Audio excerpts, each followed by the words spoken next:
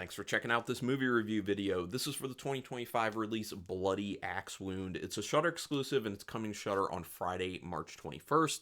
So this is a no spoiler review. First though, I want to say, if you want to support my channel at all, if you'd like any video I've ever done, including this one, subscribe, show me your support. You can also show me your support monetarily if you'd like to. I have very small amounts of money you can give per month for my memberships for 3 different tiers.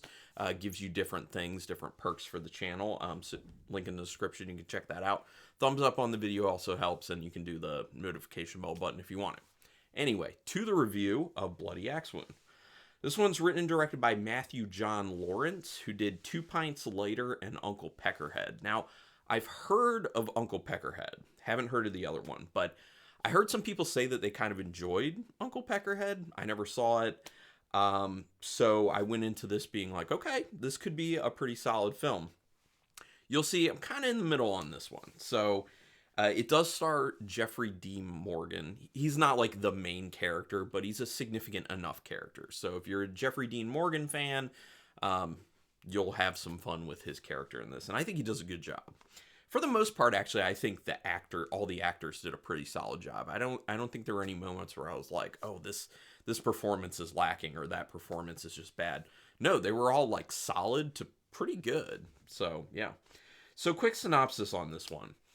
It is about a town where there's a killer, a la a Jason Voorhees, a Freddy Krueger, Michael Myers type, who's going around picking off high school kids. And it mainly focuses on the killer himself, who's Roger Bladecut, and his protege, who is his daughter, or I believe is his daughter. That's who it seems like. But I may have missed it. Maybe they were just like, it was just his understudy or whatever. But anyway, so she's supposed to be taking over, or wants to take over. And he has ideas to have someone else end up taking over for all the killings. And she really wants to be a part of it. Some things happen and she's fully involved, but things don't end up going right. And I don't want to explain too much, because if you do want to watch the film, if it does look or sound interesting to you, I just don't want to spoil where things end up going, obviously. But it's just kind of about her being thrust into this position that she wanted and kind of finding out what it's really about. So it is light. It does have comedy to it. It is supposed to be, I think it's labeled as like a dark comedy. So it's like a horror comedy. But I will say it's not super hard on the comedy. There could be more. I think I would have liked it to be even stronger on the comedy aspect of it. But it does have this kind of like light, fun, quirky feel to it right from the start of the film. And speaking of the start of the film, I love the energy that this film starts with.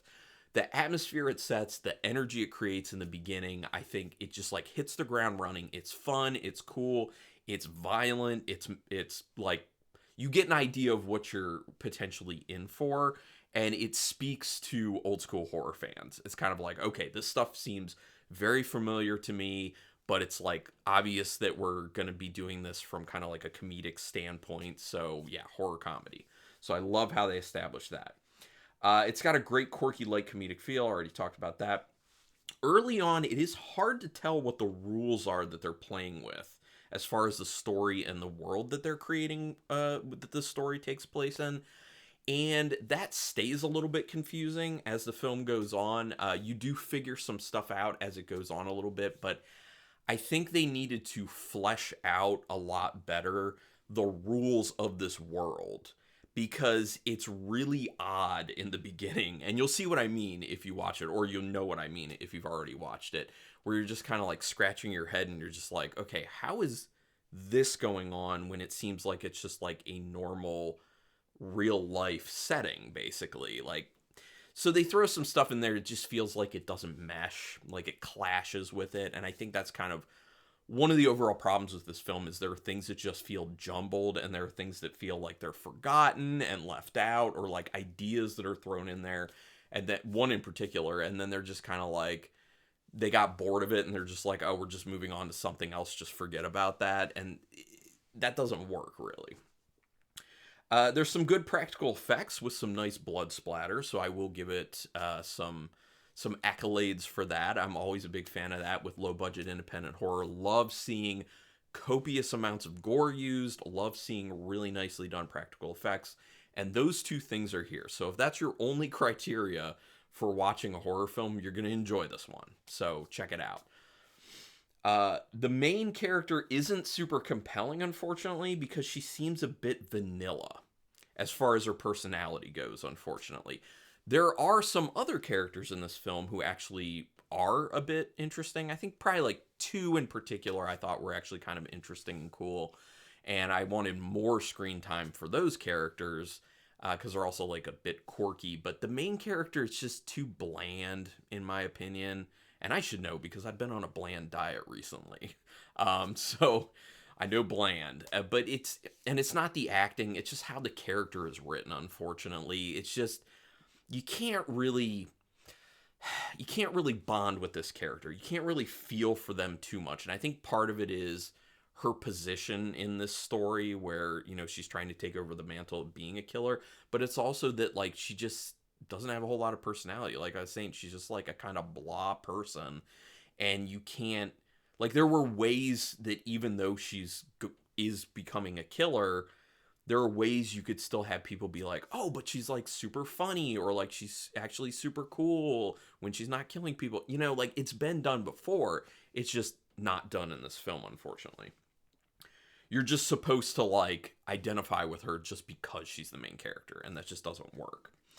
There is dialogue. The dialogue's like a bit up and down. So some of the dialogue, you're just like, yes, this seems normal. We're all good. Everything seems fine. And then there will be like these lines of dialogue where you're just like, either A, it doesn't feel like people would be saying this to each other, or B, it's cringe. It's like super cringy, and you're just like, ooh, yeah, should have left that one on the cutting floor. You do pick up on nods to other movies and overall tropes that they're working at poking fun at within this film, because, again, horror comedy. So there are things taken directly from some other films that you'll see and be like, oh, yes, or ones that are just like, this is familiar. Or from a genre perspective, you'll say, oh, okay, all this makes sense. Like, we've seen this throughout the horror community all the time. So, yeah. Again, a few interesting characters. Some aspects of the story just aren't there, like the movie filming. So one of the aspects I didn't talk about with the synopsis, which isn't even important to the film, honestly, at all, is that when Roger Bladecut was out killing people, someone's filming making movies. And it's left up in the air, like, who is filming this? And it really seems like they just didn't have an answer. So it's like ghost filming or something. It's so weird because they introduce this idea of these videotapes being made of these killings and going into a video store. But then you don't see anything of like anyone actually making the videos or who would be doing it. And it's just like, why did we just leave this? Like you introduce this thing immediately, and then you're just like, oh, I'm over that right now. We're not going to talk about that one. So, I don't know. The ending isn't terrible, but it's not that good either. So, it's kind of like an ending to it.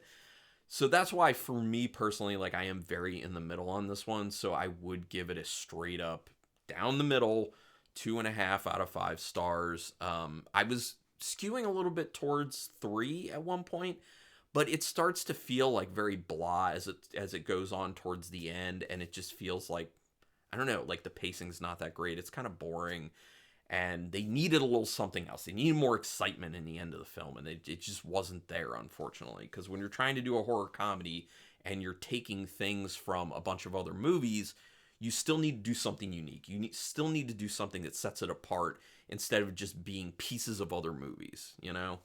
So, I will say, though, ultimately the film is kind of about growing up and finding yourself instead of just living the life that your parents want you to live, which obviously this is something that's been put in horror films a lot, but, you know, it's a good underlying, it's good subtext to the film, really.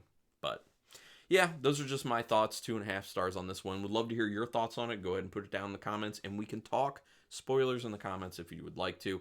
Already did the thing about like, subscribe, notification bell, memberships if you want, that stuff. But Thank you very much for taking your time to watch this, and until next time, keep it brutal.